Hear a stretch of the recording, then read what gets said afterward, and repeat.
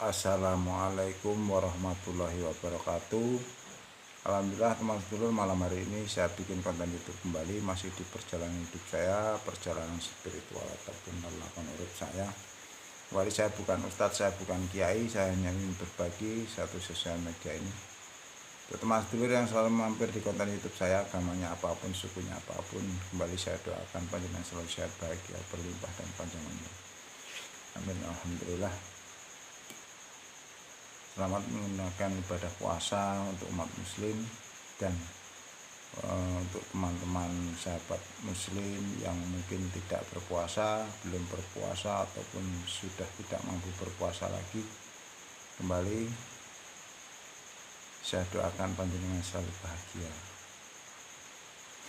Baik teman sedulur, malam hari ini saya bikin konten YouTube kiriman video dari sahabat saya di WhatsApp. Banyak sekali sebenarnya, namun saya berbagi, saya menjawab, dan yang pastinya satu, saya tidak pernah menyalahkan, karena semua yang saya dengar, saya lihat, saya baca itu semua benar adanya teman. Jadi pertanyaan mungkin banyak orang itu ketika mendapat pertanyaan, jawaban itu seolah-olah itu kata Tuhan, Allah berkata. Ini saya sangat sering mendengar nih dari seorang Gus di Indonesia, ini sangat terkenal di Pulau Jawa. Mohon maaf, saya di Lampung. Saya hanya berbagi. Orang itu sangat berpengaruh di pondok pesantrennya, muridnya yang sangat banyak. Sering mengucapkan Allah ngendika. Ini orang Jawa bahasanya sangat sekali kalem, lembut. Bahasa kalau orang Jawa itu kayak priayi, bahasa Jawa halusnya. Jadi mengatakan Allah ngendika, Gusti Pangeran itu dawuh, artinya mengatakan Allah itu bicara, berkata. Mohon maaf, saya berbagi teman sedulur. Allah Tuhan yang Maha Kuasa, Sang Maha segalanya, ini tidak boleh disamakan dengan apapun ciptaannya. Kalau saya mengatakan zat yang meliputi semesta alam ini, kalau Allah bicara itu seolah-olah Allah punya mulut.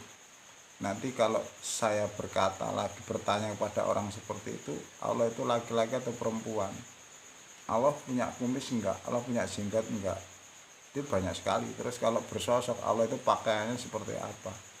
Pakai sendal apa enggak? Pakai peci apa enggak? Berarti Allah itu ada yang di hadapan dan ada yang di belakang.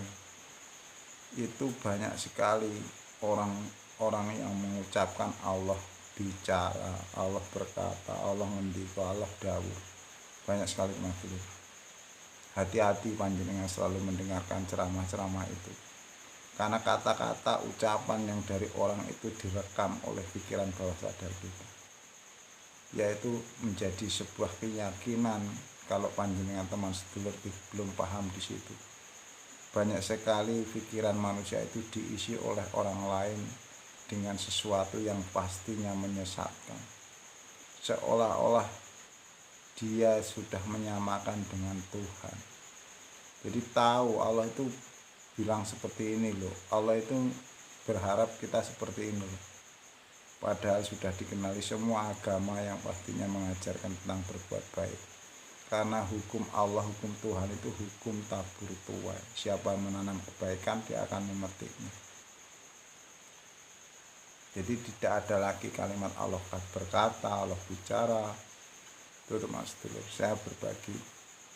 Jadi di dalam pemahaman agama itu, ketika orang Islam, ada orang mendapatkan wahyu, orang mendapatkan hidayah, ataupun orang yang bertaubat di pemahaman lain dengan bahasa orang-orang pilihan semesta ataupun orang-orang terpilih ataupun jiwa-jiwa terpilih, itu bahasa semuanya bahasa baik dan kebaikan.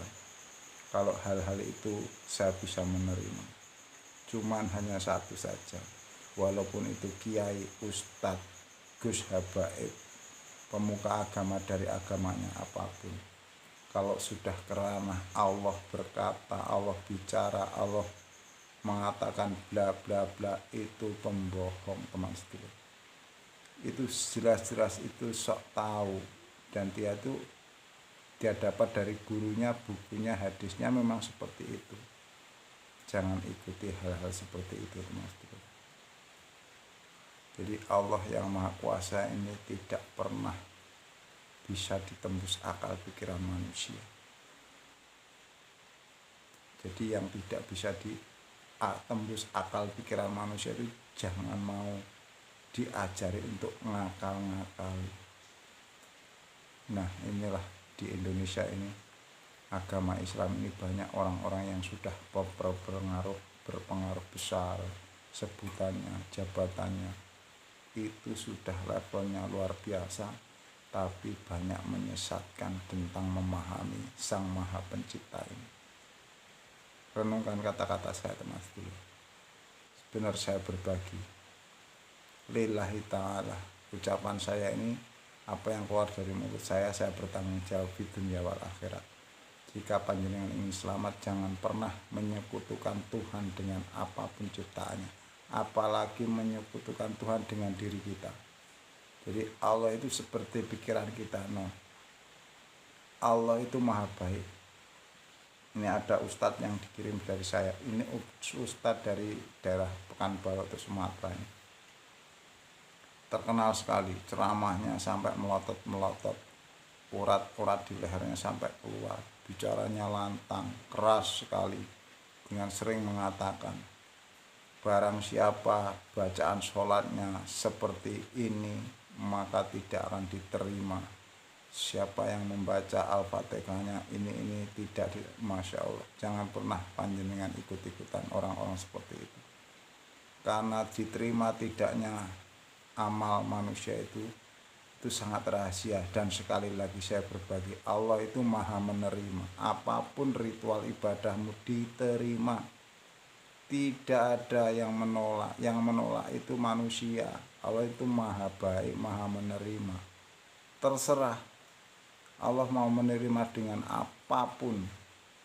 Kalau kamu baik, ikhlas, apapun yang kamu lakukan sesuai kemampuanmu, Allah maha mengerti. Bukan seperti Ustadz Kiai itu, tidak akan pernah tahu sesungguhnya. Itulah orang-orang ustadz di Indonesia. Apakah salah? Tidak. Saya melihatnya teman-teman, saya tidak pernah menyalahkan. Itu hak Sang Maha Kuasa. Jadi baik buruk seseorang itu sangat rahasia. Jangan Anda panjenengan itu tertipu casing-casing mereka. Sudah kuliah di luar negeri, sudah kuliah di Kairo, di Mesir, hafidz Al-Quran. Jangan panjenengan terlengah, pikiran panjenengan didoktrin, diisi hal-hal tentang kesombongan itu teman-teman. Terima kasih, mudah-mudahan konten saya bukan yang terakhir. Saya akhiri bila taufiq wal hidayah. Assalamualaikum warahmatullahi wabarakatuh. Alhamdulillah.